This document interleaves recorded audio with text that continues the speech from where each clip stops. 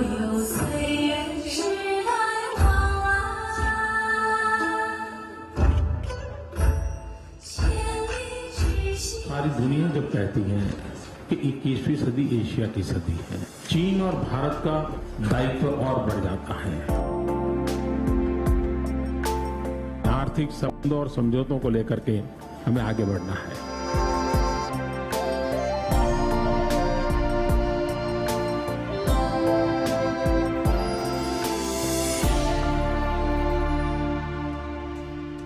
मोदी अगर China gate पर खड़े हैं तो फिर इसका फायदा और नुकसान दोनों की बात यहां पर हो रही है। फायदा ज्यादा है या फिर नुकसान का कहीं खतरा हो सकता है, लगातार जानने की कोशिश की जा रही है। सुमन जी, पश्चिम से रिश्तों का जिक्र हो रहा था, आपको नहीं लगता कि ये जो नरेंद्र मोदी का दौरा है ये कहीं अमेरिका को दूर कर देगा? ब्रिटेन और बाकी जो यूरोपियन कंट्रीज है वहां से भारत के रिश्ते जो बेहतर बनते नजर आते थे कहीं खराब हो जाएगा? अश्वनी जी, मैं आपको बिल्कुल आश्वस्त करूंगी कि कहीं कोई चिंता की, मैं तो कहती हूँ कि देखिए, इस दौरे से पहले रशिया के पत्र को याद करना होगा, नरेंद्र मोदी को ईमेल जो हुआ। सुनिए तो सही कि आप पूरे देश में जा रहे हैं, एक थोड़ी कि केवल चाइना जाके रुक जाएंगे या जापान, जो आपके पूरे इस 1 ईयर प्रोग्राम अगर आप मोदी जी का टटोलेंगे, देखेंगे आप लोग मीडिया में, आप लोगों को खबर पहले मिलती है, वो सारे देशों के आमंत्रण को स्वीकार किए हैं और सब जगह जाएंगे। पश्चिम हो, चाहे उत्तर हो, चाहे पूरब हो, चाहे पश्चिम हो, चाहे दक्षिण हो, सब जगह जाएंगे, लेकिन डिप्लोमेसी के साथ जाएंगे। केवल सूट बूट पहन के हाथ मिला के वापस आने वाले हमारे प्रधानमंत्री नहीं है।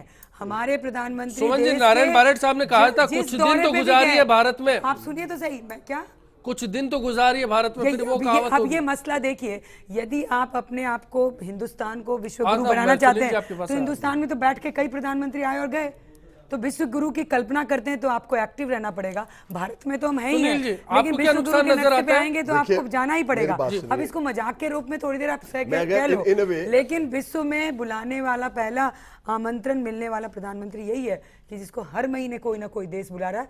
ये भी स्वाभिमान का प्रश्न है भारत के लिए और सभी को गर्व महसूस करना चाहिए। आप देखिए तो सही कि आपके देश के प्रधानमंत्री को बुलाने के लिए दूसरे के देश लगा ही था, ऐसा माहौल क्यों नहीं पहले बना? सुनील जी, मैं ये कहती हूँ, मैं बहुत पॉजिटिव हूँ, इसलिए मैं कहती हूँ कि इसको तो चलिए मैं भी पॉजिटिव बन जाता हूँ। देखिए, बात है कि अगर आप नरेंद्र मोदी की पूरी शख्सियत को अगर आप 3 शब्दों में मुझसे अगर कहें, 3 शब्दों में परिभाषित करना है तो 3 शब्दों में परिभाषित किया जा सकता है। मोदी ने फिलहाल दौरे की बात ब्रह्म भाषण और भ्रमण। आप लोग की सोच ब्रह्म है, भाषण और आपके नेता को संविधान लिखना तो आता नहीं है, जिसके भरोसे आप लोग राजनीति कर रहे हो और मोदी जी के टैलेंट पे प्रश्न चिन्ह लगा दिया। अच्छा नहीं लगता सुनील जी? भाषण, आप हिंदुस्तान की जनता को मूर्ख कह रहे हो, फिर आप हिंदुस्तान की जनता को मूर्ख कह रहे हो जिन्होंने मोदी में विश्वास किया। आप ये जनता को मूर्ख कह रहे हो, फिर देखिए मेरी बात, जिन्होंने मोदी जी पे विश्वास किया। हिंदुस्तान की जनता इतनी मूर्ख नहीं है, कोई जनता, हिंदुस्तान की जनता इतनी मूर्ख नहीं है। आप नहीं मानेंगी, हिंदुस्तान की जनता ने खतरा क्या किया है? खैर एनीवे, अपन दूसरी बात कर, खतरा क्या है इसमें? भाई अच्छी खतरा क्या है? माँ बेटे की पार्टी के नाम पे देश ने स्वीकार नहीं किया उनको। मैं अश्विनी एक तीसरा आरोप प्रत्यारोप में फिलहाल नहीं जा रहे, समय में हम चाइना वाले मामले में तीसरा एस्पेक्ट में बात करना चाहूंगा। मैं बिल्कुल ऑल टुगेदर एक तीसरे एस्पेक्ट में बात करना चाहूंगा। कल की बात है, लास्ट डे ओनली, जापान की कैबिनेट ने एक एक्ट पास किया है, कैबिनेट ने पास किया, डाइट में जाना है वो, और वो एक्ट है सेल्फ डिफेंस, जो उनकी आर्मी है उसका एक्ट पास किया उन्होंने। अब वो डाइट में जाएगा। प्रश्न एक है कि मैं ये बात क्यों कर रहा हूं और क्यों ये इंडिया और चाइना, सिनो इंडियन रिलेशंस के ऊपर इसका क्या इंपैक्ट है, और क्यों पूरा जो चाइना का जो आपके ऊपर हल्का सा उस तरफ से आपको हटाना चाहता है, स्पेशली आपको द्वीप समूह से आपको हटाना चाहता है, साउथ चाइना से आपको हटाना चाहता है, इन सब चीजों पे क्या रीजन, आप इन सबको समझना पड़ेगा, चाइना के इंटरेस्ट को समझना पड़ेगा। देखिए सेल्फ डिफेंस, सुनील जी सीधी सी बात, एक क्योंकि अगर टेक्निकल टर्म्स में जाएंगे हो सकता है कि दर्शकों तक वो बात समझना, लेकिन मैं उसमें सीधा से समझना चाहता हूं, चाइना का ये दौरा क्या नरेंद्र मोदी को बेहतर ऊपर लेकर आएगा या फिर चाइना कहीं ना कहीं अपनी जो मांगे हैं उनको मनवाने में कामयाब हो जाएगा? देखिए, चाइना केवल एक बात चाहता है। पहली बात तो ये कि जो जापान, ऑस्ट्रेलिया, कोरिया, इन सब के साथ, और अमेरिका, इन सब के साथ जो भारत का स्वाभाविक रूप से जाना है उसको वो रोके, जैसे मलाबार एक सैन्य एक्सरसाइज कर रहे हैं, उसमें कई बार भी उसने आपत्ति की थी जापान इसमें नहीं होना चाहिए, मगर हमने जापान को बुलाया। इस बार वो पूरी ताकत लगा के बैठा हुआ है कि अमेरिका और इंडिया का जो जॉइंट जो आर्मी एक्सरसाइज है उसके अंदर जापान और ऑस्ट्रेलिया को नहीं बुलाया जाए, पहली बात। तो एक तो इंडिया चाइना चाहता है कि भारत जियोपॉलिटिकली उन मुल्कों से हटे जो कि चाइना के अभी शत्रु बने हुए हैं, पहला प्रश्न। दूसरी बात है, अब मैंने आपको 4 जो ट्रिलियन डॉलर की बात कही थी, उसके माध्यम से वो अपने सरप्लस चीप चीजों का इंडिया में एक डंपिंग ग्राउंड बनाना चाहता है। राजीव जी, क्या चाइना की इस विदेश नीति का भारत को आभास नहीं है? इसमें चाइना की विदेश नीति का पूरा आभास है, लेकिन 2-3 चीजें हैं। हम दोनों ही एक दूसरे को एंगेज कर रहे हैं। भारत चाइना को एंगेज करना चाहता है, हमारा बॉर्डर पर जो डिस्प्यूट है, अगर हम एंगेज नहीं करेंगे तो आप देखेंगे पाकिस्तान के साथ पिछले कुछ साल भर के अंदर भी देखें जितनी फायरिंग हमारी हुई है, तो हमारे दोनों के मध्य अगर हमारा डायलॉग रहेगा, आपको ध्यान होगा हुर्रियत कॉन्फ्रेंस के कारण पाकिस्तान किससे हमारा डायलॉग बंद हुआ, और अब ऐसा क्या हो गया कि इतने उस दौर के बाद वापस हमने क्रिकेट डिप्लोमेसी के माध्यम से वापस रखा। कोई भी समस्या का समाधान जो हो सकता है वो डायलॉग हो सकता है, नंबर 1। नंबर 2, सुनील जी, मैं 2-3 चीजें कहना चाहता हूं। चाइना का दूसरा इंटरेस्ट है, आपको ध्यान होगा सार्क सम्मेलन में जब दोनों प्राइम मिनिस्टर पाकिस्तान का और भारत के दोनों प्राइम मिनिस्टर एक मंच पर हमारी तरफ बैठे होने के बाद भी नजरें नहीं मिल रही थी, उसके बाद भी आज हम उनसे डायलॉग कर रहे हैं, दोनों में संपर्क कर रहे हैं। चाइना वहां एंटर होना चाहता है सार्क सम्मेलन के अंदर, वो अपने आप को उसके अंदर, पाकिस्तान भी उसमें सहमत है, नेपाल भी उसमें सहमत है, यानी सार्क कंट्रीज उन चाइना को लाना चाहते हैं। वो एंट्री बिना भारत के या बिना भारत के सपोर्ट के संभव नहीं है। वहां चाइना की इच्छा है कि वो ये सारे जो सद्भावपूर्ण हमारा होगा तो कहीं ना कहीं उसका जो नजर है वहां तक है। हमारा जो सबसे बड़ा टारगेट है वो है कि जो सीमा विवाद है, सीमा विवाद को यहां पर हल नहीं किया जा सकता, और ना चाइना कभी चाहेगा कि भारत और चीन के बीच में पूरी कमजोर नब्ज है जिसको हमेशा दबाए रखें, उसको लटकाए रखना चाहेंगे। दूसरा अश्विनी जी, एक सुरक्षा परिषद वाला इशू जिसकी हम उम्मीद करते हैं माननीय प्रधानमंत्री जी से कि उस पर अगर हम कहीं नेगोशिएट कर सकते हैं किसी चीज के साथ, आपको लगता है कि कारोबार के दम पर किया जा सकता है? कारोबार के दम पर बिल्कुल। क्या चाइना सुरक्षा परिषद में स्थायी सदस्यता के लिए मान्यता देगा भारत को? कतई नहीं देगा। वाजपेयी मोदी से ज्यादा बड़े डिप्लोमेट, राजनयिक और राजनेता थे। वो 2 बार चीन गए बतौर प्रधानमंत्री और बतौर भारत के विदेश मंत्री। उन्होंने चाइना पे इतना भरोसा नहीं किया था। अगर चाइना पे हम यकीन करेंगे हम धोखा खाएंगे।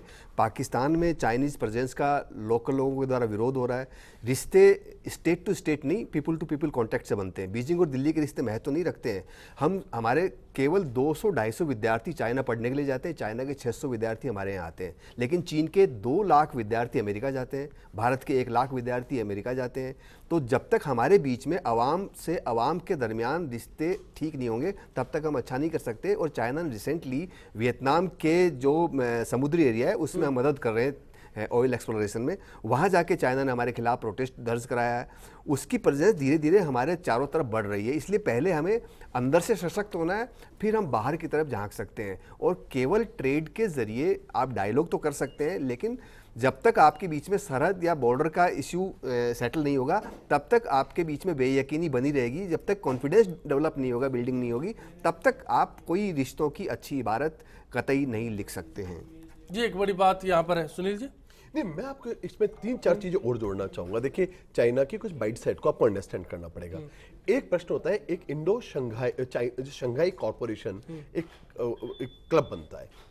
अब जो शंघाई कॉर्पोरेशन जो सिस्टम है उसके अंदर चाइना, रशिया, मंगोलिया ये मुल्क होते हैं। हमारे जो मित्र राष्ट्र हैं वो कहते हैं भाई शंघाई कॉर्पोरेशन ट्रीटी के अंदर आप इंडिया को पार्टिसिपेट करवाइए। तो हमारे मित्रों के जरिए हम उसमें ऑब्जर्वर बनते हैं, मगर तत्काल जैसे हम बनते हैं चाइना एक अपना प्रोटेस्ट करता, पाकिस्तान को भी इसमें ऑब्जर्वर का स्टेटस दिलवाता है। देखिए, इस माइंडसेट को आप समझिए। दूसरा, पर्ल्स ऑफ स्ट्रीम को भी आप अच्छी तरह समझना पड़ेगा। अंडमान के जस्ट पास में कोको द्वीप है। कोको द्वीप के ऊपर अपने नेवल बेस बनाता है, ग्वादर के अंदर अपना नेवल बेस बनाता है, कोलंबो के अंदर अपनी सबमेरिन्स को भेजता है। अब ये पूरा एक स्ट्रेटेजी है कि इंडिया को कैसे किस ढंग से आप घेर लिया। देखिए, बात इंडिया की सबसे बड़ी जो स्ट्रेंथ है वो ये है कि हम स्ट्रेटेजिकली कहां बैठे हुए हैं, हम इंडियन ओशन के ऊपर बैठे और इंडियन ओशन के ऊपर कंट्रोलिंग सिचुएशन बैठे। उस सिचुएशन के थ्रू, क्योंकि चाइना का जितना भी पेट्रोल जो जाता है, डीजल जो जाता है, उसकी जो ऊर्जा जो जरूरतें हैं इसी मार्ग से होकर तय होती हैं। तो इस मार्ग के ऊपर भारतीय डोमिनेशन नहीं बन जाए, ये उसकी दूसरी स्ट्रेटेजी है। तीसरी, मैंने आपको शंघाई वाली बात आई।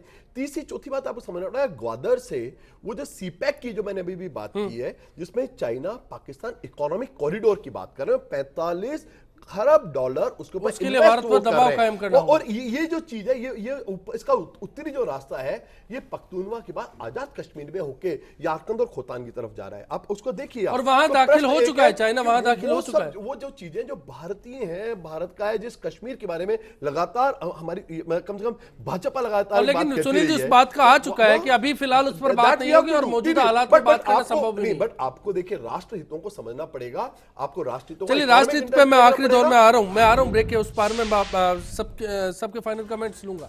फिलहाल एक ब्रेक है, आप बने रहिए आखिरी दौर के लिए। 悠悠岁月时代往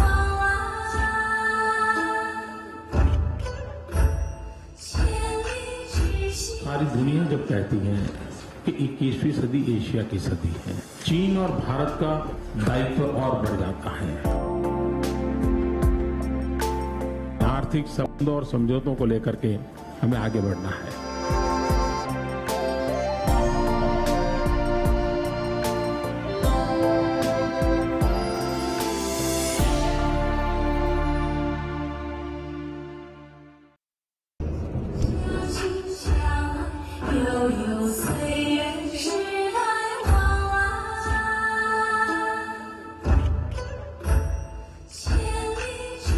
सारी दुनिया जब कहती है कि 21वीं सदी एशिया की सदी है, चीन और भारत का दायित्व और बढ़ जाता है।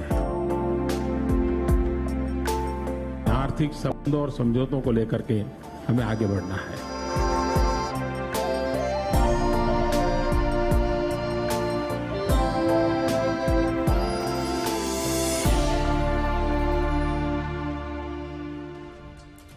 आज हमारा सवाल था इस चर्चा में, नरेंद्र मोदी का चीन दौरा क्या दोनों देशों के रिश्तों को बेहतर बना सकेगा? दर्शकों की राय है 77% लोग मोदी के साथ है, 23% इस बात से इत्तेफाक नहीं रखते। फिलहाल देश को भरोसा है कि नरेंद्र मोदी का ये दौरा कामयाब रहेगा और बेहतरी के लिए रहेगा। सुनील जी 30 सेकंड में आपसे जानना चाहूंगा, आप और कोई सुझाव देना चाहें इसमें कि मोदी अगर वहां पहुंचे तो कुछ बेहतर कर पाए? नहीं, पहला मेरा तो बस यही सुझाव होगा कि ट्रेड जो डेफिसिट है वो ध्यान में रखा जाना चाहिए। अगर आप इकोनॉमिक व्यू पॉइंट से अगर वहां जा रहे हैं और अगर आप जियो पॉलिटिकल सिचुएशन में के लिए जा रहे हैं तो आपको कहीं ना कहीं उस वेस्टर्न वर्ल्ड को जो आपसे सिंपैथेटिक है, जो आपको ताकत देना चाहता है, जो आपको यूनाइटेड नेशन सिक्योरिटी काउंसिल में लाना चाहता है, आप उनको असहज नहीं करें।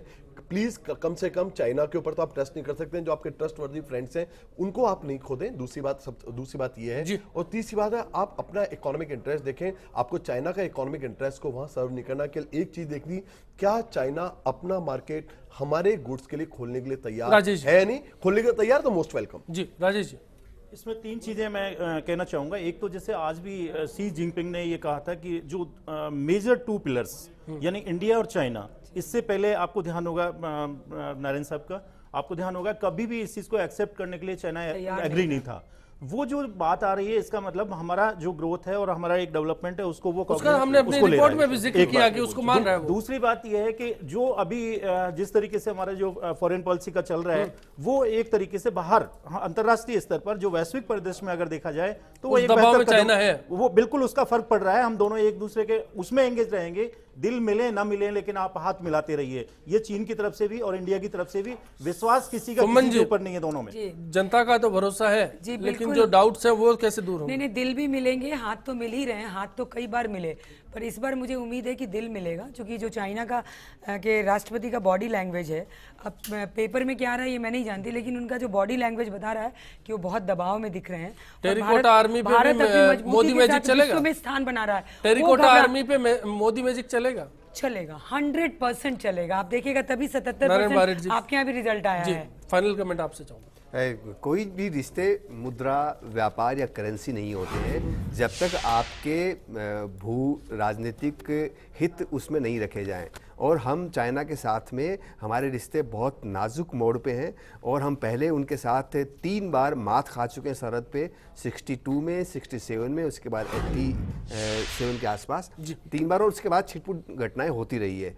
तो बहुत सतर्कता के साथ हमें बीजिंग से अपने रिश्तों को परिभाषित करना चाहिए, न कि अंधविश्वास उस पर करना चाहिए, वरना हम चोट खा सकते हैं। हमारे जो भावनाएं, हमारी जो सरहद है वो मजरूह हो सकती है। जी, एहतियात की बेहद ज़रूरत है। बाकी छोड़ देना चाहिए वक्त पर।